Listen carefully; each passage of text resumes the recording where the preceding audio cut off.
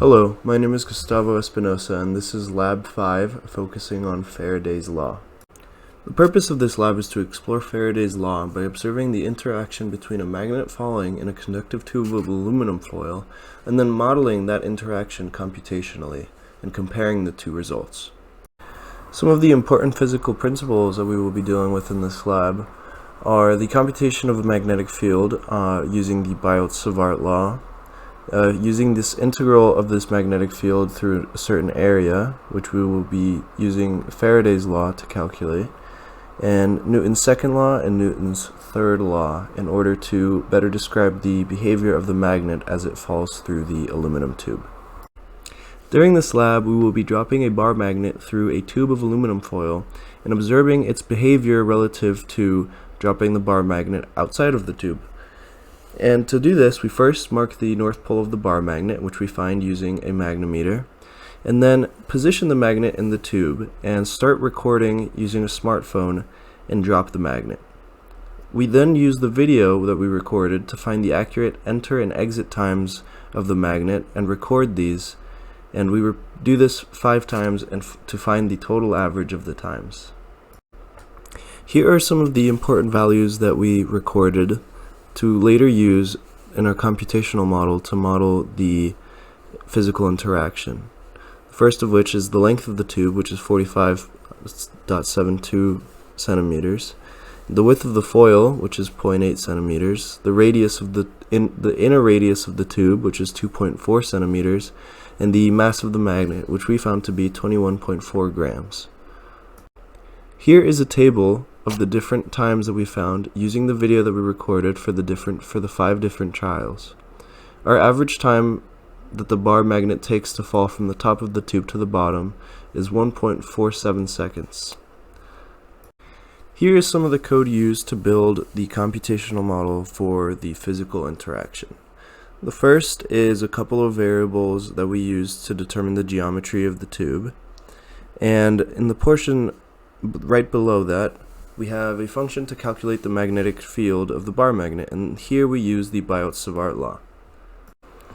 In order for our code to work and make sense, we have to treat the aluminum tube as a set of very small rings, and then apply each function that we create to each of the small rings. For example, the top left portion shows the function to calculate the magnetic flux, and then we calculate the magnetic flux at each of the rings. The portion right below is used to calculate the current in each of the rings. The portion below that, steps 5 and 6, are to calculate the B field at each of the rings. And finally, the portion at the top right, step 7, is used to calculate the net force on the magnet. Here's the output of the computational model. On the left, we have the visualization portion, with the red and the blue light representing the 2 poles of the magnet as it falls down the tube, and we have the 3 pictures at the different stages of the simulation at different times. And on the right we have the velocity versus time graph of this interaction, where we can see where it begins to move, where it maintains its constant velocity, and as it falls, where it increases. And you can see that the total time in the tube as calculated by the model is 1.225 seconds. Diving a bit deeper into the simulation, we can see that the red and blue colors indicate current flowing in opposite directions, with the red color representing clockwise rotation and the blue color representing counterclockwise rotation. And what happens to the dynamics of the system when you flip the magnet around? We observe the exact same motion, however, the 2 colors will be flipped, indicating that the currents will also be flipped. How does the total time in the tube of your real-world system compare to that of your computational system? Well, the computational system will be less accurate than the real-world system because when constructing the computational system, we assume perfect conditions in which the air resistance and the conductivity resistance is negligible. Therefore, it'll give us a bit faster of a time than the real-world system. And what does the shape of the velocity versus time graph tell you about the forces acting on the magnet? Well, the slope of the graph is either negative or 0, and when the slope is negative, the gravitational force is the sole force acting on the magnet, which indicates that there is acceleration.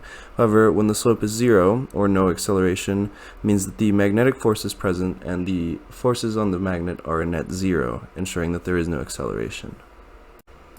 Finally, just to answer some additional questions, what if the resistivity of the conductor were reduced as close as possible to 0? Well, if this were to happen, then the induced current would be increased because both of them are inversely proportional, and the magnetic force would grow in magnitude, therefore the magnet would have fallen more slowly. And what if holes or slots were cut into the tube? The magnet would fall faster because if holes were cut into the tube, the cylinder would contain less effective rings, and therefore it would result in a weaker magnetic force on the magnet.